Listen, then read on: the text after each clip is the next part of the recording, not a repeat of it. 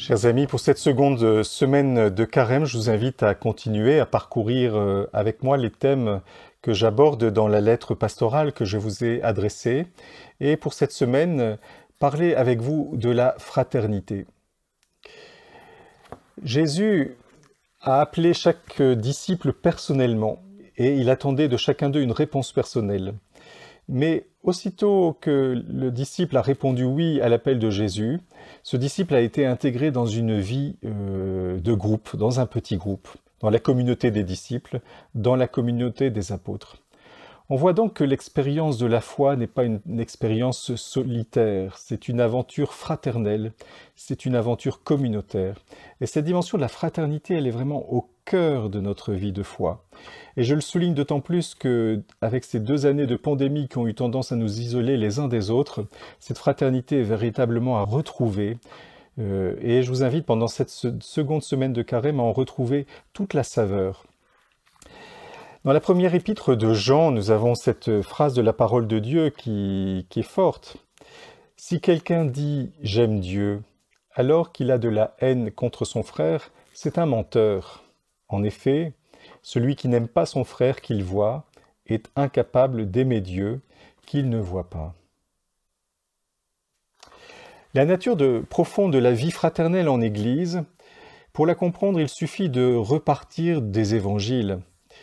Et le but d'une vie fraternelle en Église, c'est un peu de reproduire ce que vivaient les disciples autour de Jésus. Je l'ai souligné à l'instant, suivre Jésus n'est pas une aventure solitaire. C'est une vie fraternelle et notre vie fraternelle en Église est à l'image de la vie fraternelle qu'ont vécu les disciples autour de Jésus. Que faisaient les disciples autour de Jésus? Ils suivaient le Maître, ils l'écoutaient. La mission de l'Église aujourd'hui, c'est de continuer à suivre le Maître et à écouter ensemble sa parole. Les disciples se retrouvaient autour de Jésus pour célébrer l'Eucharistie. C'est ce que nous faisons chaque dimanche. Les disciples se sont retrouvés autour de Jésus pour célébrer la Cène le soir du Jeudi Saint.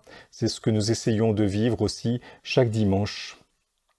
On le voit, l'expérience ecclésiale, l'expérience fraternelle a pour but de revivre cette dynamique de la vie des disciples autour des apôtres. Et pour cela, il nous faut plonger dans les évangiles pour pouvoir le redécouvrir. Mais prendre pour modèle de notre vie fraternelle en Église les évangiles, il y a de grands défis. J'ai évoqué dans la lettre pastorale que je vous ai adressée un témoignage du Congrès Mission qui m'a beaucoup percuté. Un jeune prêtre racontait qu'il était allé voir sa grand-mère qui est dans un EHPAD à Besançon, et sa grand-mère ne connaissait personne dans cet EHPAD. Et puis, au bout de quelques jours, elle se dit « mais je connais quelqu'un, il me semble l'avoir déjà rencontré ». Et donc, ces 2 dames commencent à parler, et puis il leur a fallu du temps pour s'apercevoir qu'elles avaient côtoyé la même paroisse pendant des dizaines d'années, sans jamais se parler, sans même connaître leur prénom. Et j'ai trouvé ce petit exemple assez significatif des défis qui attendent nos vies fraternelles, notre vie fraternelle en Église aujourd'hui. Vraiment redonner de la saveur à nos communautés, sortir de l'anonymat. Le Seigneur appelle chacun d'entre nous par notre prénom et on doit le faire à bien plus forte raison dans nos communautés chrétiennes. Bien sûr, nos paroisses sont de plus en plus grandes. Elles couvrent des territoires de plus en plus étendus et aujourd'hui il est difficile de pouvoir vivre une vie fraternelle de qualité au niveau d'une paroisse.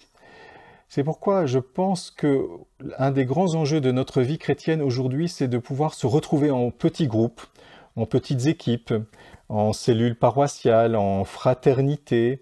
On peut mettre beaucoup de noms pour pouvoir retrouver une vie fraternelle de qualité, vivre une vie chrétienne de proximité.